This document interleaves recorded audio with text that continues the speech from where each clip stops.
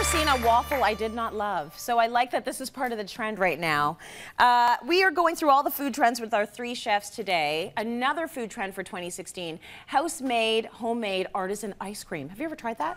Yeah, yes, but it's difficult to churn in the summertime outside in a patio. Yeah, a little bit. A little challenging there.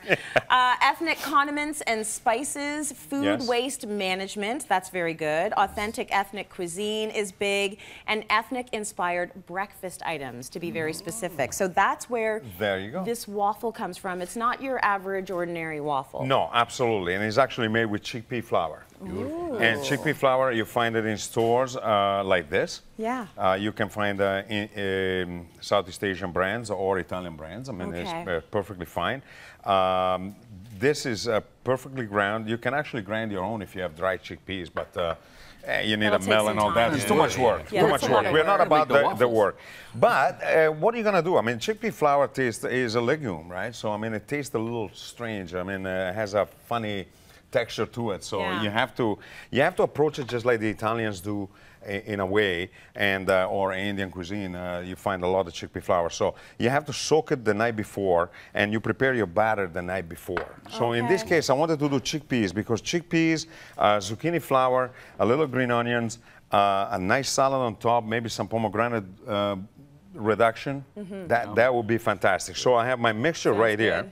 I have milk and oil. You can actually use water if you want to keep it dairy free. Eggs, a couple of eggs, and you stir the whole thing together. I mean, a little bit of salt and pepper, I mean, as much as you like.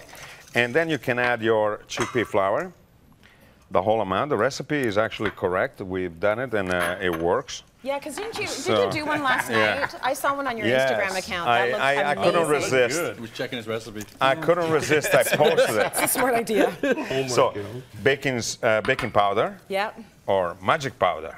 Magic. You remember that? It's the magic powder. Right? The magic powder. It's so fluffy. Okay, some green onions.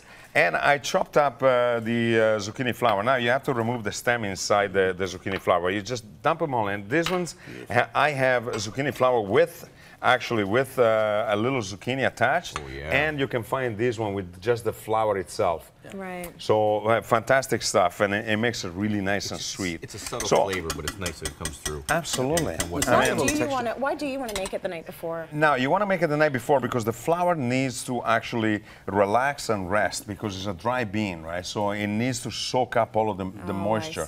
And it becomes a lot more tasty, and you can get it actually nice and crisp. If you don't soak it, it almost tastes a little chalky, right? Like it's, when you buy it, so it just gets rid of that dryness that you would get. Exactly. So now you put this away, and the next day you come in and you have your waffle iron. Yeah. You can have them at lunch. I mean, this is a great lunch item because with a beautiful salad, you have your waffle iron, you heat it up, and then you put them in, and these ones are ready. So if you give me this plate, we're going to start building it. Waffles are always good. They're always the right choice. And if you don't have a waffle maker, I mean, this is a fantastic machine. I mean, this is beautiful. He's even got a trough over here, so if you spill over, you can grab some and eat it. So that's what it's for. That's what it's for. Well, and why did you spill some over then? Come on. No, I don't want to do that. So I'm taking my plate, place the waffle, and then forget that. We're going to make a little salad. Just put a little bit of the microgreens. I have little zucchini fettuccine over here, zucchini and yellow zucchini, carrots, celery, a little bit of radishes because I love that. And you don't need to dress it. We'll dress everything at once, While the salad is undressed, we can actually use our hands, and then after we place it right on top, and you're going to look like $1,000,000 like that. Gorgeous. Because I have microgreens that have a variety of sprouts, and from broccoli to onions, and you know, there is an enormous amount of flavor in that. Plus the mix that you like a lot, you know, I mean, with all of the little baby herbs. I mean, from fennel to you know, radish and everything else. Now that's ready. Which is also on trend, right? Because all local, it's locally grown, it's fresh, you know. And look what I found on top of it, because chickpeas are becoming very, very trendy because they're delicious, they're gluten-free.